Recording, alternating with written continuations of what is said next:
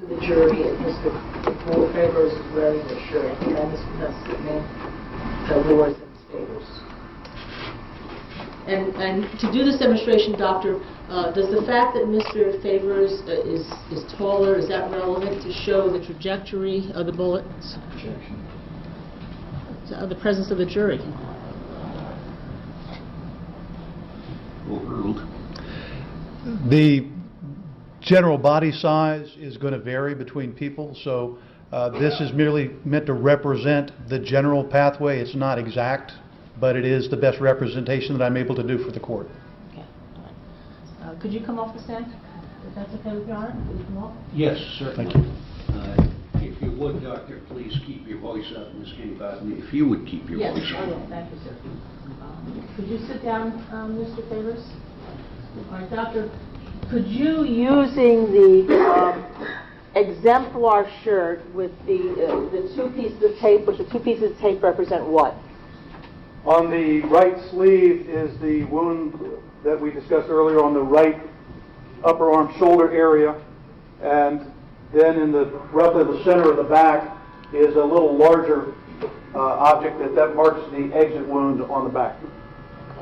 And could you position Mr. Favors in the position that you believe Mr. Furtado had to be based on your analysis of the abrasion collars, the trajectory, and the wounds? The right arm would have to be extended out from the body. The body would have to be leaning to the right, and the line between those two markers, the entry and the exit, would have to then correlate back to the headrest. Your Honor, should I turn the chair, Your Honor? No, leave the chair. I don't have the headrest obviously to place here, but if I did, those would all form, or should all form, a straight line. And does that show why it's different? It looks like it's a downward trajectory when you're doing it anatomically, but an upward trajectory when you're doing it based on the headrest? Yes, ma'am. And is there any other position that Mr. Favors has to be? His head is turning this way? No, ma'am. Again, we discussed earlier the back head wounds. The head would have to be turned roughly in the same direction as the arm wound to get those abrasion borders. Again, the exit would roughly be here. I can't say specifically because I don't have a location out in space, so I don't know if he's tilting down or tilting up. All I know is it has to be, the shot has to come in at a sharp angle to the skin and then exit the back 2 inches lower than the entry. Thank you, Doctor. Anything further, Ms. Kenny-Bottom? No, that would be it, sir. All right. Do you have any examination on this issue? Dr. Downs, can you just return to that same position? You have no idea whether all of this was taking place simultaneously, correct? In other words, you don't know that his head and his arm were in that position simultaneously, correct? No, sir. All I can tell you is that there are two head wounds. Yes or no? Okay. This arm position would also be consistent with this part of the arm resting on the door frame with the window open, correct? Yes, sir. All I can speak to is medically what we call the arm, so the forearm I can't speak to. Thank you. Well, hold on now. Let's understand, what does that mean? May I step down again? Would the arm have been like this? The arm had to be up, so the arm would Did it be... have to be extended, or? No, sir. I don't have any further questions at this point. Okay. All right. Thank you. Now, Mr. Lee, as the result of what it is that Ms. Kenny-Bottom would seek to present and what we've just heard as to the visual demonstration by wearing the shirt, do you have an objection? I just have one question of Dr. Downs. Doctor, the shirt as it was being worn, are you suggesting that the shirt, the holes in the shirt line up with the holes in the body?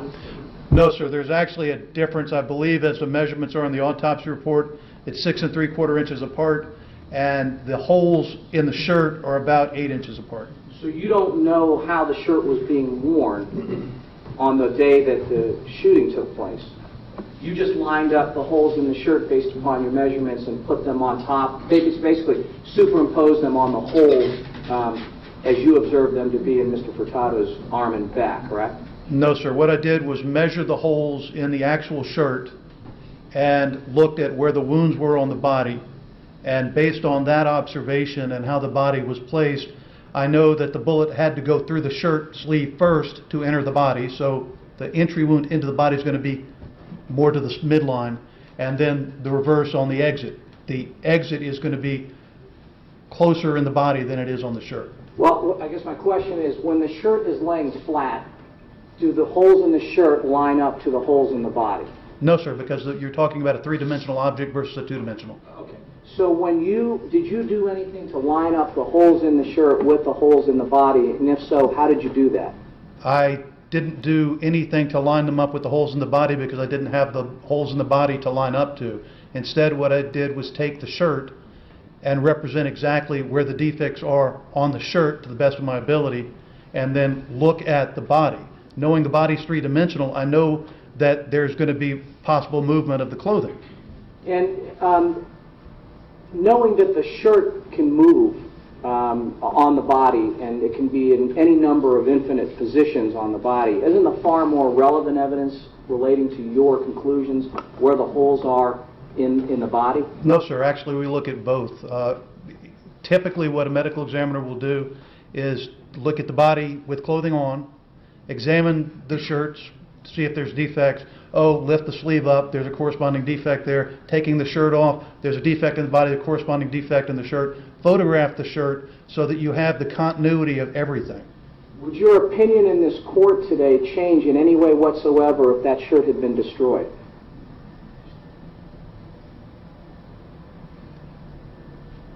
I cannot think that it would, but not having that option to look at, I couldn't tell you. I just know what I see. Well, my question is, if you didn't have the shirt, would it detract in any way from the opinion that you gave in this court to this jury so far?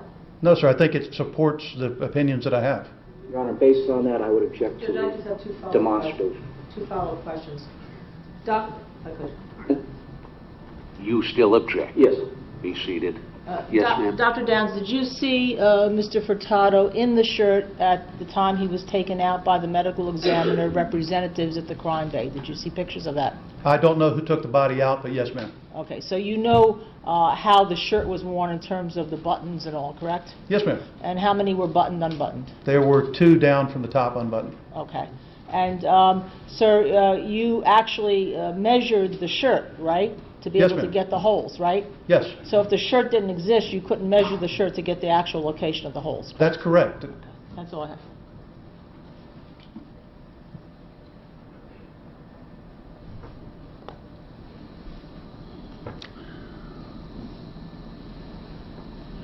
Let me see you up here.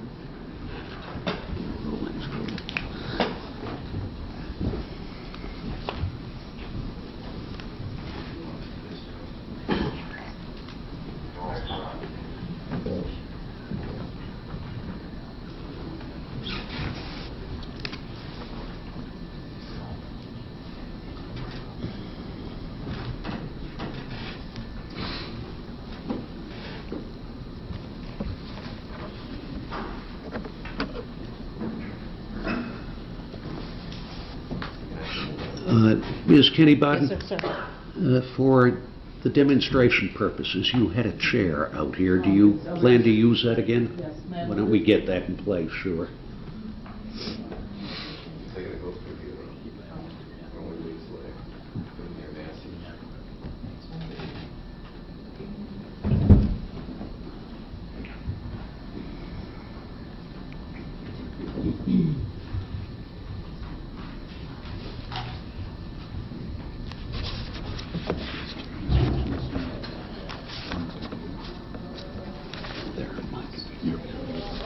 All rise.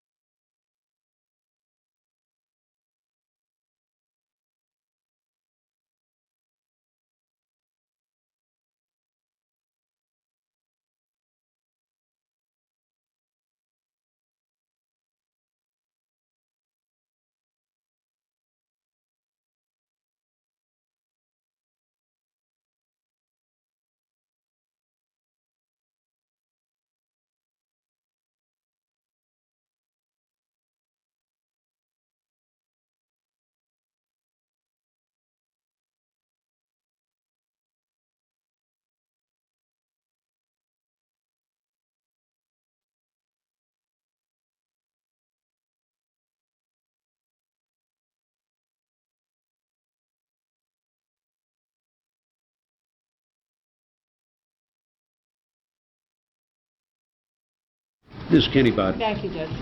Dr. Downs, before we go to our break,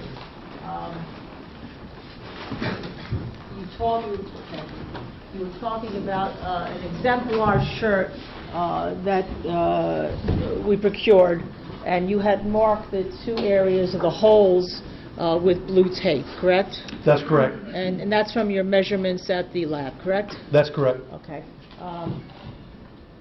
We've had Mr. Favors put the shirt on. Now, Mr. Favors is about 5'10"-ish. Does that matter in this demonstration to determine the angulation and trajectory of the horse? No, ma'am, not really. And he's about 185, we understand. Does that matter in the angulation and trajectory of the horse? No, ma'am.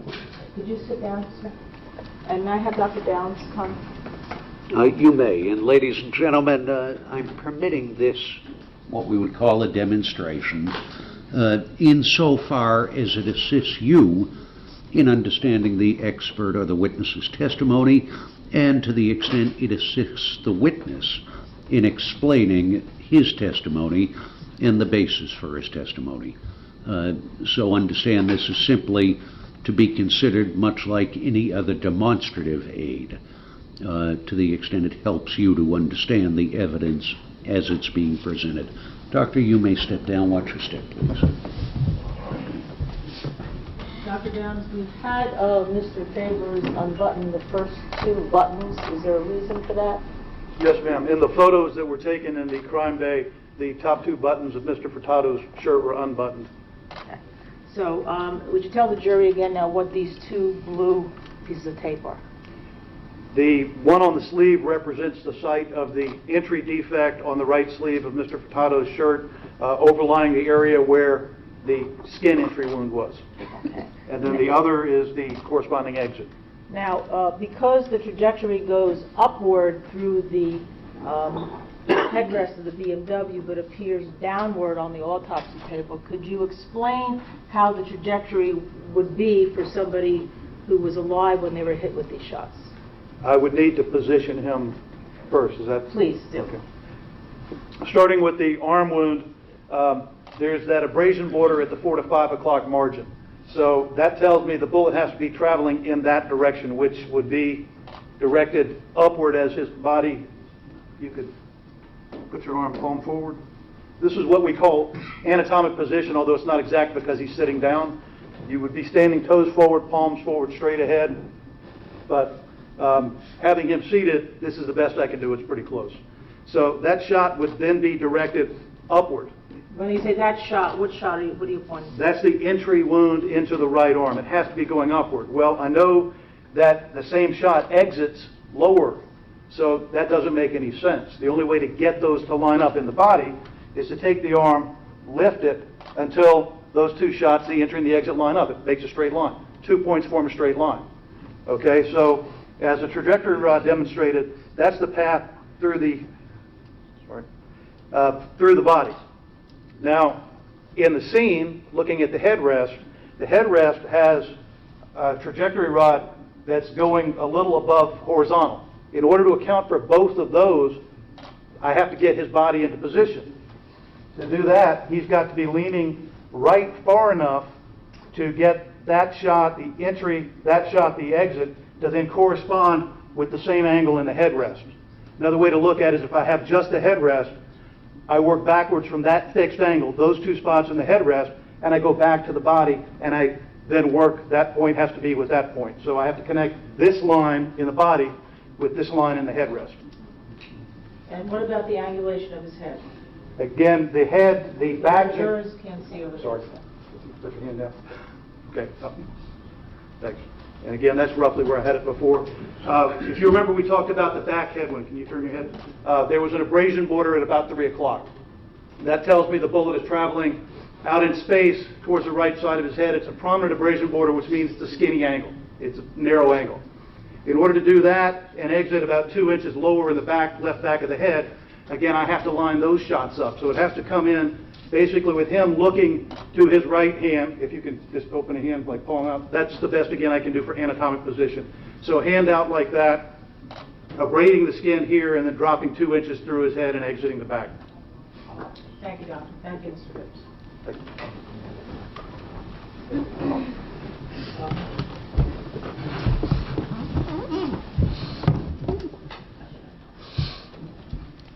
Now, Mr. Favors, does the shots in the back of the skin line up to the clothes? Yes, ma'am. All right. Is there any differential?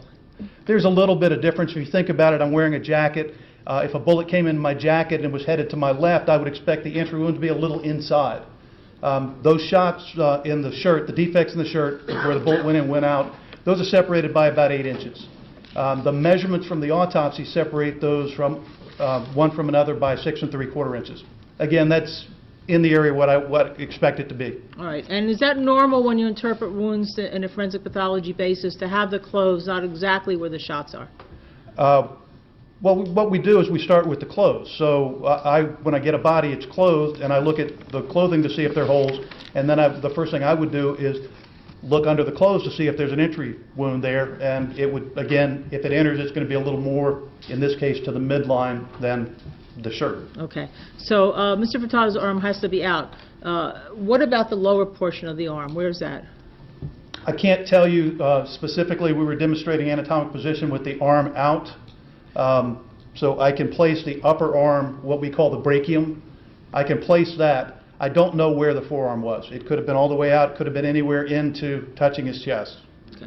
But you can't tell that, but you can tell the arm had to be up. Yes, ma'am. The arm had to be up. Okay. Now,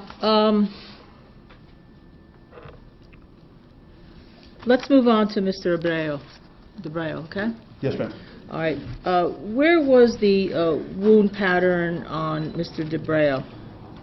He had 2 entry wounds to the right side of his chest. Wound A was up at the area of the armpit. Wound B was just at the side of the right areola, the outer part of the nipple. All right. And after reviewing the autopsy report, did it have a wound track that you observed? There were 2 wound tracks. All right. One was what? One basically went through the one near the armpit, went through the body, got the 4th rib on the right, and the left 3rd rib, both of those on the sides, and then continued from that point through the left arm to exit as wound D. And what is the second wound? The second wound track? Yes, please. Second wound track starts as wound B, just by the right nipple, and that one has a kind of an interesting course. Anatomically, the nipple is located in males at about the 4th intercostal space, between the 4th and 5th ribs. That shot is described in the autopsy as going up to the 2nd rib in the front, then going through the mid part of the chest, crossing over to the side of the left 2nd rib. So from the 4th rib, 5th rib area, it goes up to 2 and over and out 2 on the opposite side. Have you ever seen the wound like that before, that goes up and then makes a sharp turn? I've seen wounds follow unusual paths, but not quite that unusual. Okay. Were you able to, though, even with that unusual path, position Mr. Debreo's arm as to the shots? Well, yes, ma'am. And how was that? Well, we know because he hits the armpit, the shot has to have access to that area. The simplest way to account for not hitting the arm is to move the arm out of the way. He's in a motor vehicle in the driver's position. I would infer from that his arm is somewhere up or near the steering wheel. It's out of the way, but it has to be up out of the way. It has to be out of the way so the bullet can enter. Correct. All right. And what about the left arm? The left arm is a little more complicated because of the measurements in the autopsy and the documentation in the autopsy. Do I need to get in that further? No. Just tell us why. What your conclusion was. My conclusion, based on everything that I know, is that arm has to be also up. Could it be resting on the window? Yes, ma'am. Okay. But both arms have to be out of the way so the shots could both enter and exit without hitting the other arms. That's correct. Okay. Is that an easiest way to explain it to the jury? Yes, ma'am. Okay. Now, before I'm going to come back to Mr. DeBreo, but Mr. Freire, were you able to determine the positioning of his arms at the time that he was shot in the right arm and grazed in the left arm? Yes, ma'am. And what was that position? That position was with the hands extended forward between the headrest area, forward from his body. Okay. And can you determine anything else besides they had to be forward from his body? Can you determine whether one's up like this or one's like this or what? I can't say specifically. I can tell you that, again, back to Mr. Furtado's shot that goes through his arm, back, headrest, that then has to go into Mr. Freire's right arm and lodge there. That fits everything. So his arm has to be, just continue that line through the headrest toward the middle of the car. That right arm has to be wherever it is in that plane to catch the bullet. And what about the graze wound on the left arm? The left arm, because it's a graze wound, What is a graze wound? Let's tell the jury what a graze wound is. a graze wound is where a bullet rubs across the skin as it doesn't enter into the body. It goes along the surface and causes an abrasion. Okay. And because of the location of the wound was inside his arm, his left arm? Where? Could you pull it? You can't see because of that screen in front of you. Could you just like move out if it's a judge? Is it okay if he just moves out so they can see where the arm is? Yes, thank you, Your Honor. Basically, it's shown here in the medical records on the front of the the left forearm. Okay, it's inside, correct? That's correct. That would be anatomically the front, but when you turn your arm, that would then become the inside. And is a graze wound different than an incised wound? Yes, ma'am. They're completely opposite. Medically, they're used differently? Yes, ma'am. What's an incised wound? An incised wound, think of a doctor making an incision into the body. It's a cut. So it's a sharp and edged thing. For example, glass might cause an incised wound. An abrasion is blunt force. So think of a baseball bat or something like that. Those cause different types of blunt force injuries, bruises, abrasions. A bullet causes an abrasion also if it just goes on the surface. Okay. But it does not cause an incised wound? No, ma'am. They're completely distinct from one another. Okay. And then, sir, based on the fact that you were able to discuss the wound patterns of both Mr. Furtado, Mr. DeBreo, Mr. Freire, were you able to determine whether or not there could be 6 shots here? Yes, ma'am. Why? Because I look at the bullets and accounting for the bullets and the damage to the vehicle, my opinion is there had to be 6 shots. Why is that? Well, it's simple math. We can account for 1 bullet in Mr. Furtado's head. We know another bullet went through Mr. Furtado's arm, headrest to Mr. Freire. That's 2. We know that 2 went into Mr. Abreu. That's 4.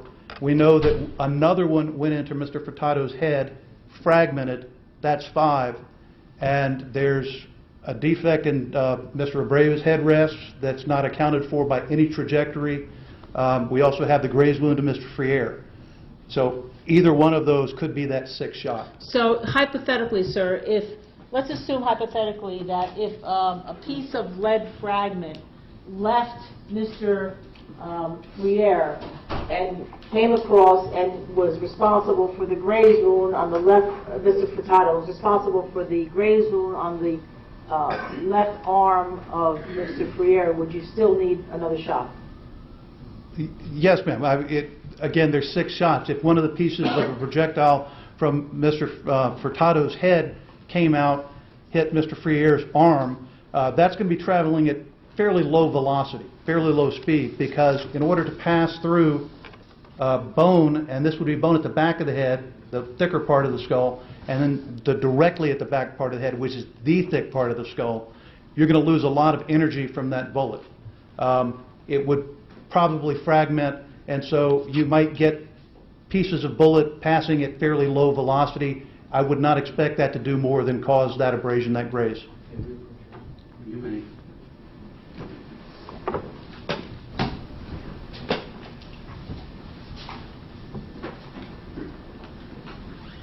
May I approach him? You may. Thank you. Doctor, I'm going to show you a diagram. Do you recognize that? Yes, ma'am. Okay. And what is it? That is a reconstruction that I did of the interior of the BMW, trying to place the individuals in the vehicle as best I can. With how many shots? A total of 6 shots. All right, may I have this mark as a chalk, please? The J.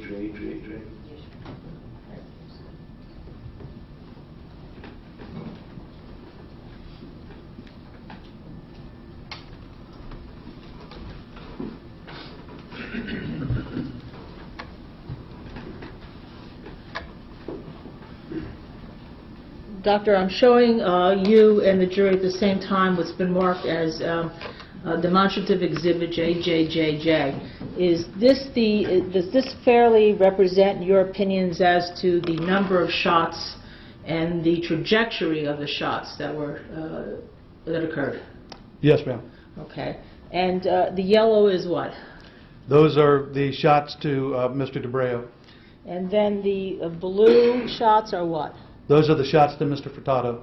And then what is the orange shot, the orange line? That is the 6th shot. That accounts for what? That accounts for the total number of shots that I can reconstruct this scene shooting to represent. And where does that shot go? The orange... 6th shot, yes. I believe that's the shot that grazed Mr. Friere's left arm and then continued and shattered the window. Okay. Thank you, sir. Now, Doctor, there's been some other discussion of the autopsy report and concerning the serious nature of Mr. DeBreo's wounds. So I'm going to turn to that next, okay? Okay. Okay. Could you tell us, sir, given the nature of his wounds, what was the interval from the time of the shots until the time he lost consciousness? That'd be a matter of seconds. And why do you say that? That shot, if you recall, went through both lungs, the right lung and the left lung. Right lung 3 times, also grazed the middle lobe, so actually 4 times in the right lung.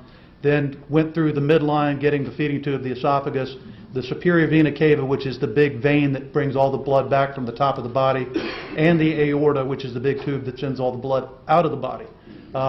Then went through the left lung twice to exit.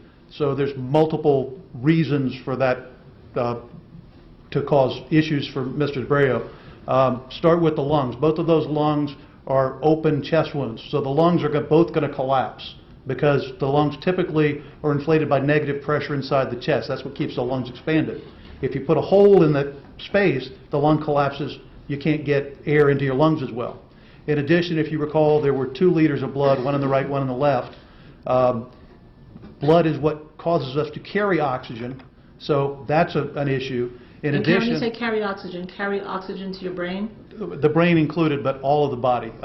In this case, though, specifically the brain would be what I would be talking about loss of consciousness. So, again, it went through the aorta and the vena cava. So you're losing blood out of the vena cava, you're losing blood out of the lung defects, and you've got this injury to the aortic arch. That's where the vessels that lead to the brain, that's where they start. And so you're bleeding out of, and there's damage at the area where those arteries would go to the brain. So you're basically losing the ability to carry of oxygen because you can't inflate the lungs. You're lost blood that carries oxygen, and you can't pump blood to the brain because that area is damaged. And that occurs in a matter of seconds, correct? Well, all those injuries would occur simultaneously with the shot, but the loss of consciousness wouldn't be no more than seconds. Okay. And when somebody loses consciousness, can they still actually appear to be taking breaths? Yes, ma'am. Is that well known in the medical community? Yes, ma'am. And what is that called? Well, you would be unconscious, and then the machine of the body, that is the innervation that's causing you to try to breathe, would continue. Eventually, when you get sufficient loss of oxygen, you would have what we call terminal breathing. That is, your body is it's on the wane, it's on the way out, and so the breath change, and it might be seen as gasping or something like that, but you're long since unconscious.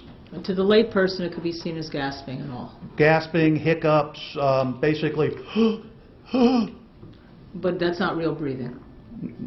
it's an attempt to inflate the lungs that in this case aren't going to inflate for the reasons I said earlier. And when that happens, somebody's already unconscious. Oh, long since in this case. And when you're unconscious, do you feel pain? No, ma'am.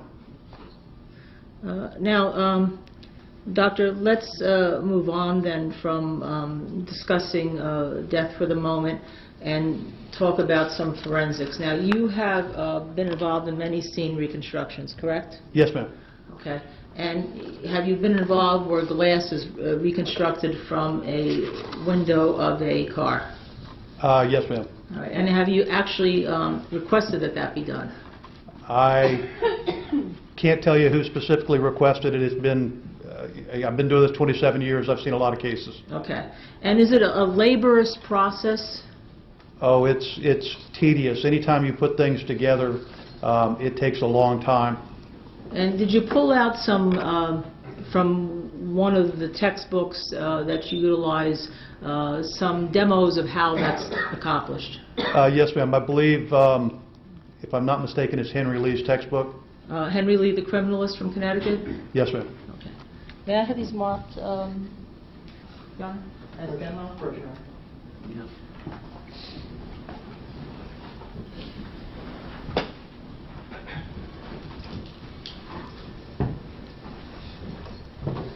Dr. Dance, let me ask you a few other questions on that. If you, as a forensic pathologist, wanted to be sure where the bullet went, whether it went out a 6 bullet went out the rear window, would you ask for or be involved in a situation where the glass would be collected? If I needed to account for another shot that wasn't accounted for, I'm kind of persnickety, and I would do everything that I was able to do to get that data collected.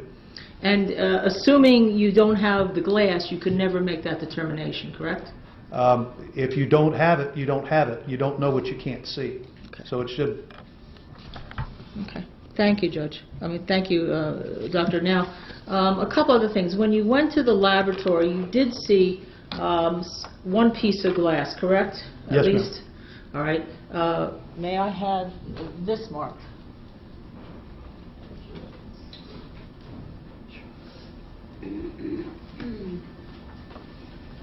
Offering that as an exhibit Yes. or for identification? No, it's for an exhibit.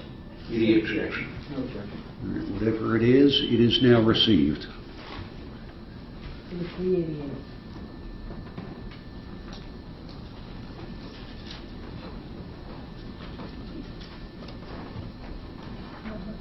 Dr. Downs, before I bring this back to the jury, is this the piece of glass you saw? Yes, ma'am. And what was it? It's a little chunk of glass, a little square piece of what looks like tempered glass from a car. I'm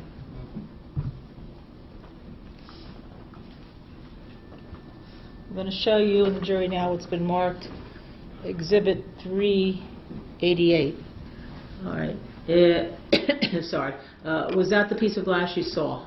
Yes, ma'am. And you had to rely on the designation that was made by the Boston Police Department as to what it was, correct? That's correct. And what was that? Clear hard particle from bottom of left shoe. Did it tell you from whose bottom of left shoe? I don't recall specifically the labeling that was on there. I believe it was from Mr. Frier's left shoe. Right. And did that Correct. did that particle glass have that piece of unidentified object in it? Yes, ma'am. Did you know what it was? No, ma'am. I can't tell you. Do you know whether it could be anything, right? Well, within reason, yes, ma'am. Okay. Could be part of a cartridge shell? Sure, it could be part of the casing on the bullet, not really the cartridge, but the casing on the bullet. All right. Do you know whether that was ever tested to see what it is, whether it's relevant or not? No, ma'am. To my knowledge, it wasn't tested. And therefore, you couldn't make any determination whether that showed evidence of a cartridge going through the window, correct? Or casing through the window. Casing through the window. Now, you also saw the Toyota, correct? Yes, ma'am. And you took a picture of the gear shift? Yes, ma'am. And what was the top level of the gear shift? Park. It was park? Yes, ma'am. Okay, and that's the position it was in when you sold the car, correct? Yes, ma'am. You also sold the windows of that car, correct? Yes, ma'am. All right, and you sat in the car, correct? Yes, ma'am. And you pulled the seat back, correct? Pulled the seat back, pulled it forward. Yes, ma'am. And how tall are you? I'm about 6'1". And how much, I hate to ask this, how much do you? Something On you my can't- driver's license, Yeah, how about much do you- 240, About 240? 240, 250. Okay, do you know how big your shoulders are? I'm wearing a 48, I think. I couldn't tell you the width. Okay. When you sat back in that car, could you, with the seat all the way back, could you reach the steering wheel at 6'1", 240? No, ma'am, I was about 6 inches off. No, overruled. I'm sorry. I was about 6 inches off from being able to reach out and grab the steering wheel. Okay. And then, one of the other things concerning, when you saw the Toyota and you know the position of, or the nature of the wounds, correct? Yes, ma'am. Okay. Now, is it fair to say that you could not shoot through Mr. Furtado to make the wounds to Mr. Abreu? Objection. You understand that question? I believe so, yes, sir. All right, you may answer it. Mr. Furtado's wounds would not correlate with Mr. DeBreo's wounds, so there's two separate groupings of shots. There's no way you can put Furtado intermediate between the shooter and DeBreo. And as a forensic pathologist who does scene reconstruction, what does that tell you about the range of motion needed for the shooter's arm? Objection. No, overruled. Again, it's just like looking at the headrest and placing Mr. Furtado's body. If you continue that line outside the BMW towards the Toyota, those are going to form a straight line with the muzzle of the gun. The gun itself is a straight line. So I can place the weapon. I can't place the shooter, but I can place the weapon, and then I can say it's possible for somebody to have made that shot based on their ability to move their body and position their body. Or I can say, I don't see how somebody can actually get in that position and fire that shot. No, overruled. And when you say position their body, what do you mean by in terms of freedom of the elbow movement? Well, for instance, in a vehicle, if I'm try to do this if I can. If I have my forearm, I can't move my arm down. Now I can move my wrist a little bit, but I can't go lower with my forearm than to where I am now without being up. So I might be able to get it down a little more. So that's one factor. But also I can take it out, and now I can drop it down much lower. If your elbow is outside the projectile or projection ledge of that seat, for instance. Yes, ma'am. Once I clear the window frame, I'm able to drop my arm down significantly, and I have a lot more range of motion than I'm blocked. Again, the wrist is mobile, so there is some play there, but I go out and I have a lot more ability to move my arm, and I have to get, if you remember that shot in the vehicle through the headrest, Mr. Furtado's headrest was going upward. So carry that shot back, the gun has to be lower outside the car. And with Mr. DeBreo? Mr. DeBreo's wounds were, depending on where his body was positioned, the shots have to be up and able to get into it, and then where his body's positioned can vary if he's leaning right or left. Okay. Just one moment, sir.